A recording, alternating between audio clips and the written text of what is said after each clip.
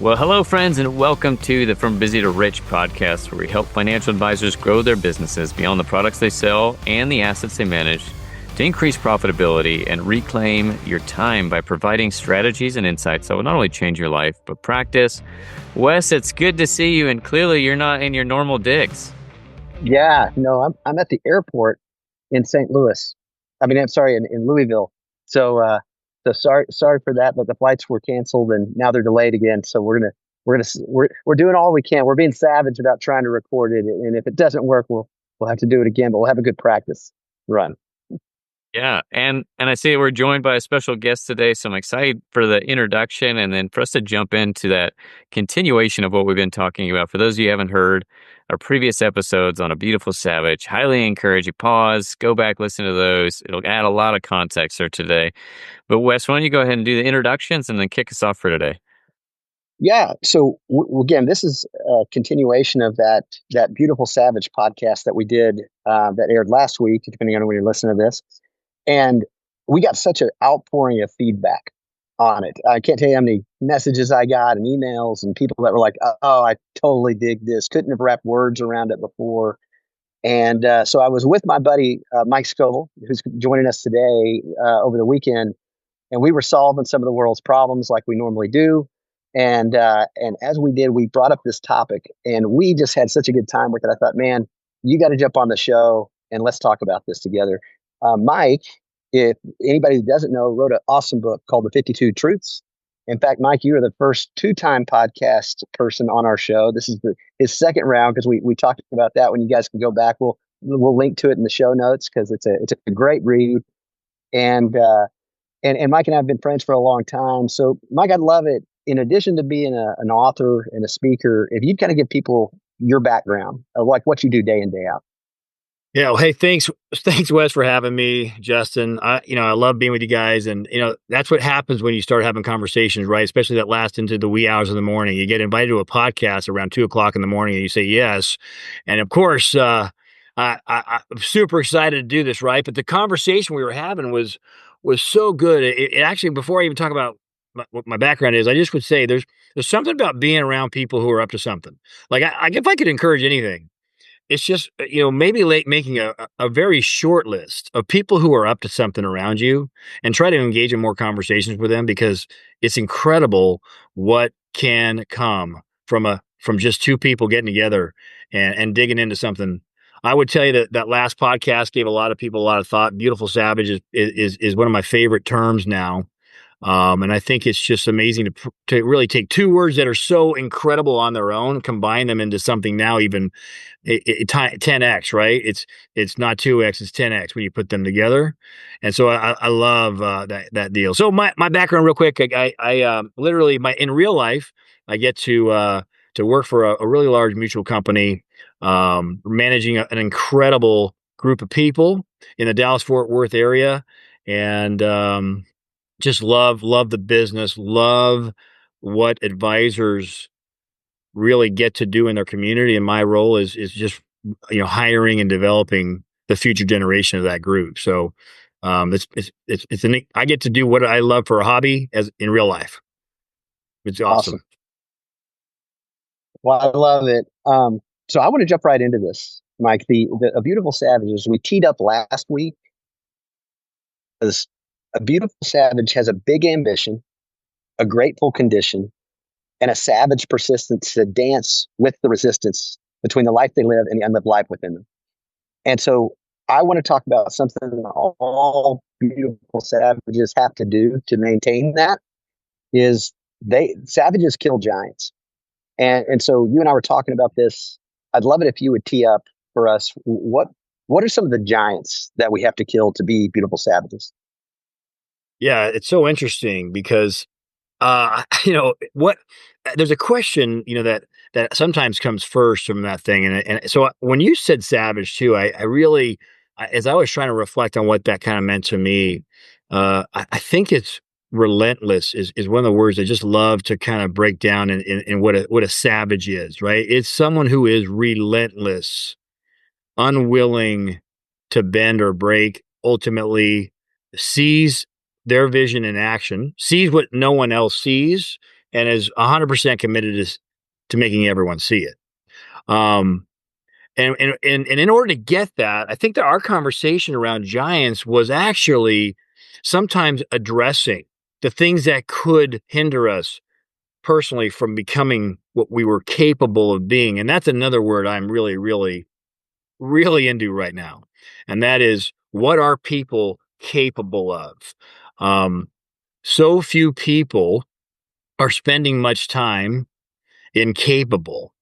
I think they're spending the majority of their time in what's probable, right? And we have lots of examples around us that give us, nice boxes to put ourselves in, and it's safe and warm in those boxes. Keep you away from weather and danger, and but when you run for capable, or even start talking about capable, people can either be intimidated by it, turned off by it, right? Who would I be having a conversation of capable with? It's the same people I was talking about earlier. It's those few select minds around you who are engaging in really wonderful things that inspire you and ultimately grow you just in having conversation with them. But giants are an interesting topic, and we went deep. So I'll just throw out one of them, like, that I oftentimes can see people be hindered by. Um, an easy one, and there's seven core in life, but I would say the need to feel good is a giant that oftentimes pops its head, and especially in our industry, you can see it pretty strongly, especially as people enter the industry, and sometimes even being in the industry maybe never resolve this. But that feel good giant. Now, what is a giant? A giant is something that is so significant in your life that ultimately it hinders you from being who you were capable of being. It is a roadblock. Okay, so the giant of feel good, like, most people want to feel good. Like, of course you do, right? Or the opposite is no one wants to feel bad. So it's a natural Right. tendency to gravitate away from that. When it becomes a giant is when it actually 100% stalls your life, meaning you are not capable. It can be so significant. We see it with new hires in the business who's this need to feel good is keeping them from making phone calls because they feel bad doing it. Their fear pops up. So they're not doing Yeah. it. In fact, in order to maintain feel good, they're willing to lose their mortgage or have their car repossessed because the activities to get the opposite result, to actually succeed, to influence lives, to grow your business, might have some moments of not feeling so good, but are necessary for capable. Right. So I just think that's a really good giant for many people to grapple with. Where is the need to feel good in your model, in you, that's hindering you from what you were capable of being? If that's what you were hoping for in that illustration, Wes. Y- Yeah, I think there's so much in that because I think we love the quote, the Stephen Pressfield quote about most of us have two lives, the life we live and the unlived life within us. And between those two stands resistance. And the funny thing about resistance is it's not comfortable. In fact, it is the opposite in many cases of comfortable. So if you don't have the savage in you to, one, have a clear, big ambition and a grateful condition, and then know what is the resistance, identify it, call it out. Many people aren't even aware of the giant they're fighting is this need to be comfortable. And so I'd love, like, to think about some examples, and I've got some too, of like, I think that it can be two ways. When I came into the business, Mike, I was 24 years old, and so I came in and I knew, man, I've got to make a bunch of connections and a bunch of phone calls with people that are in my atmosphere of influence in order to give the opportunity to learn about them, learn about what's important to them, and then eventually talk to them about the thing that I was doing that may help them navigate their gap between where they currently were and where they'd like to be. And so, as you said, that reluctance of people, a lot of people say no, especially because they're like, well, how many people have you done this for? You're like, none, but you could be one of the first. People, it's like being your surgeon's first surgery. Nobody really is excited about that. And so, and but they're watching so many talented people who had great markets who talented people with great markets and a lot of ability, not ever get to exercise that ability because the giant in their way was uncomfortable hearing the word no. And you're going to get a lot of them when you're just 24 and new in this business. And so I'd like to talk a little bit about those guys and what helps them overcome Yeah. that. And then also I want to go the other side after we do, which is that person who's, older in life, has had a mature career, done some cool stuff, and where's that giant of resistance for them? Because they're not 24. How is it different? So I love it. It doesn't have to be different. You mentioned two really interesting cases, and I would tell you, there might be a little bit more because of maturity levels of someone in this space, and it doesn't mean age always brings about maturity, but hopefully it does. And that the younger we are, sometimes the feel good has a much larger influence on us. Interestingly, as you mentioned, what if you have this professional, really successful person, maybe in another career, coming into something different? We'll use financial services because that's obviously many do come from really, really good backgrounds. They are coming in today more than ever. I think it's incredible the people coming into this business, and they're coming from maybe even VP level or regional levels, and now they're going, what am I looked upon by my peers when I make this phone call? You just said it, those difficult outreaches. And we mentioned one giant, which is the need to feel good. There's another one which is real similar but different, and it's called the need to look good.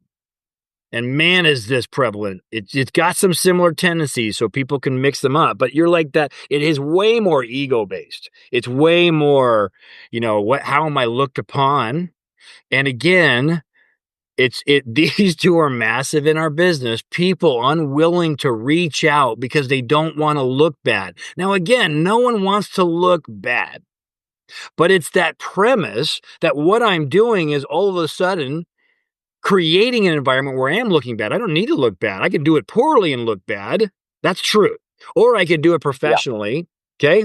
And you asked me something, and I think this goes back to a truth that we might have covered last time when we had that podcast.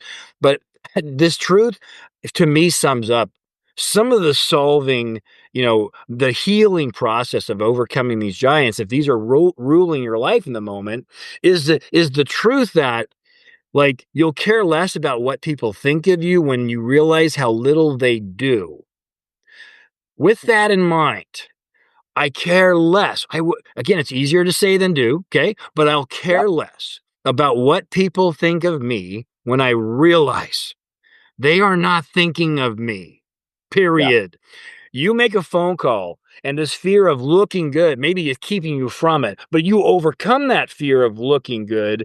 And because it matters, because influence matters, because you want to keep the home happy, keep your house, build a career, make impact. That overcoming of that feel good or need to look good giant, you realize that people aren't really thinking about you much, even if it goes poorly, which the worst it could be is you don't get an appointment.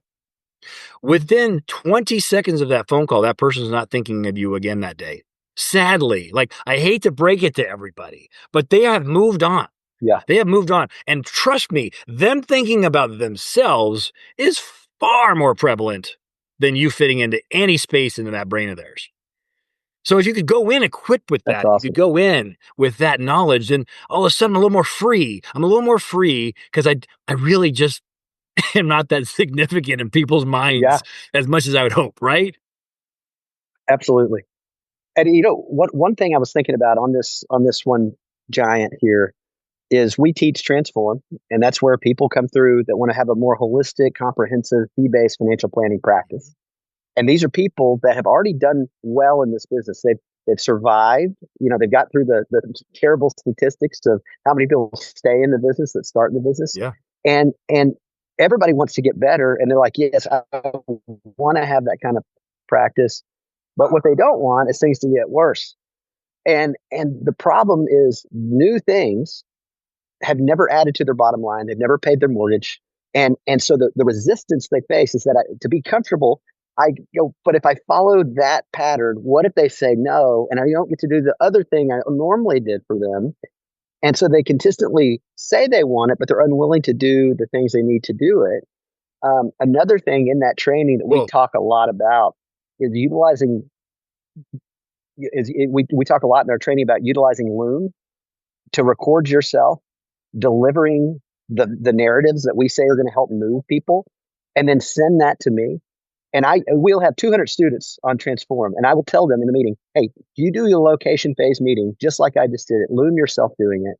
Send it to me, and I promise you, I will watch all of them this weekend if you send them to me. And Mike, do you know how many out of teaching several 200 person classes when I made that offer, how many looms I get after that class is over? well, you would Five. hope it was Five is the most I've massive. ever gotten out of 200 people. Yeah. You would hope it'd be like, yeah, Mike, you know what? Five. 90% Five because is the number. they want to grow. Yeah. Yeah. But then I use it to beat them up a little bit in a playful way to say, hey guys, you want to get better, but this is one simple thing. And it's like, but I don't like myself on camera, then what do people think when they're in front of you? So why don't we use this as a tool that's going to help make you better? Just do the uncomfortable thing that you haven't done that is a necessary process to creating the life you want. You are bringing something up that you're heading into another giant, and again, it's so crazy. And just know these giants are immutable in all career paths. I'm using them right in the financial services. So, this would be one I would say for most agents, especially with any tenure, the remain undisturbed giant, the remain undisturbed is so boring, debilitating. It's why people generally want to retire because they're like, I'm looking for something else more fun. Well, I can have a amazing fun in this business if I actually were to get out of this remain undisturbed space. We oftentimes see it with agents that might be in the business in any company, right? 15, 20, 25 years. They tend to stay in a box. And they like that box, just Yeah. as we spoke of before. It's super safe. Actually, transform is super scary. Are you kidding me? Just even the words. That's why you're scaring everyone off. Is because it's like, oh my God, let me just stay like I am right now. I'm okay. Like my residual income's pretty good, right? I don't have a lot of risk. And Yeah. transform is scary, right? That word is almost as perfect and opposite of remain undisturbed, right? And so Yeah. I know there's a lot of people on this podcast that have been in it. It is interesting how often transform comes up, especially in the office I work in. There are many that have come and gone through your program. Um, and I would say for anybody on there, if the remain undisturbed sounds a little bit in your realm, like you're going, boy, but I've been doing it the same way for a period of time now. Now, again, I'm sure the people listening to this are generally up to something, right? So they're already seeking and growing. Yep. So this might be a little choir speaks, but literally, if you're creeping into this remain undisturbed space, I would probably say the most important thing to do would be take action as quickly as I could to counteract that potential pitfall and leading you down a path that would just not be as desirable. So, man, I just Yeah. I love you brought up transform because it's awesome. It's fundamental with people and this is just so true. And it kind of summarizes, I think, some of the things we've been talking about is that the gravitational pull of all people and organizations, if left to default, is going to be to defend the way they've always done it.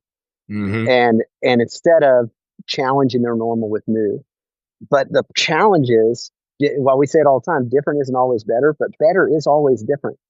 And you can't have one without the other. So unless you're willing to conquer these giants that we've been talking about today, you're going to be doomed to, one, maybe even be beautifully prepared for a world that no longer exists, but have never achieved unleash your full human potential, which is the travesty of life, because there's so much more people are capable of, and getting around other people that think that way, that want to do bigger, want to do better, and are Yeah. comfortable dancing with that resistance, even when it's uncomfortable. That's a powerful person. That's a beautiful savage. Yeah. I love it's so interesting, self-awareness it's hard for people sometimes to notice their own giants because there is a lack there of self-awareness for so many. It takes serious reflection with being open to critique, even potentially by opening yourself up to others to say, what kind of giants might I be demonstrating that I'm not aware of? And you said something there, this challenge, this move, the conversation around this, it is so much easier to dislike than to solve. It's so much easier to just claim things as unnecessary, unworthy, or even if I'm in this environment, for example, where I'm not progressing, I'm not advancing, I'm not transforming, it's just easier to dislike the things that might bring about that than to solve them. It Yeah. takes such brain power to actually take that challenge on. And so we have a society, right? I think politics today really have gotten to a period of both sides, right? Of just disliking the other versus solving things, right? It just doesn't matter what side of the aisle you're on. I don't want to get into politics, but it's just so much easier to dislike because it just doesn't take a lot of energy. And I Yeah. just think that that's a shame. I was going to read you something. I want to give this to you because I think it beautiful savage when you threw it out there. I love language and I like I'm not saying I like poetry all the time. There's some really bad poetry out there, okay? But I like this. And I'm going to read you something that I think is aligned with what you're up to with this beautiful savage. And if you'll give me about 90 seconds, I'd like to read it. And it's called the true joy in life. This is the true joy in life, the being used for a purpose recognized by yourself as a mighty one, the being a force of nature instead of a feverish, selfish little clot of ailments and grievances, complaining that the world will not devote itself to making you happy. I am of the opinion that my life belongs to the whole community, and as long as I live, it is my privilege to do for it whatever I can. I want to be thoroughly used up when I die, for the harder I work, the more I live. I rejoice in life for its own sake. Life is no brief candle to me. It is sort of splendid torch which I get to hold for a moment. And I want to make it burn as brightly as possible before handing it off to future generations. Like if I ever heard a quote or a poem or anything like that, that's beautiful savagery. That was done by George Bernard Shaw. But I Love wanted it. to throw that to you because I feel like, boy, you could spend probably 4 podcasts dissecting that one, alone, Absolutely. the imagery. Absolutely. Well, man, I super appreciate you coming on today, and we're definitely going to keep rolling with this topic, and we definitely you've automatically signed up for the future sessions of being on the podcast now because we have so much more to talk about that we didn't even get to when we were talking about this even in the pre-session. So, thank you, brother. Appreciate you coming on, and look forward to more. So blessed. You guys have a wonderful day. So grateful for being here. Cheers. Yeah, we hope you guys enjoy this episode. If you want to hear more on this one or other episodes, we highly encourage you to go to wesyounglive.com for more of these. We have additional resources. We'd love to see you to future transform. It's really boiling down to the quote, comfort is the enemy of progress. So find out where you're comfortable and challenge yourself. Until next time, we hope you enjoy.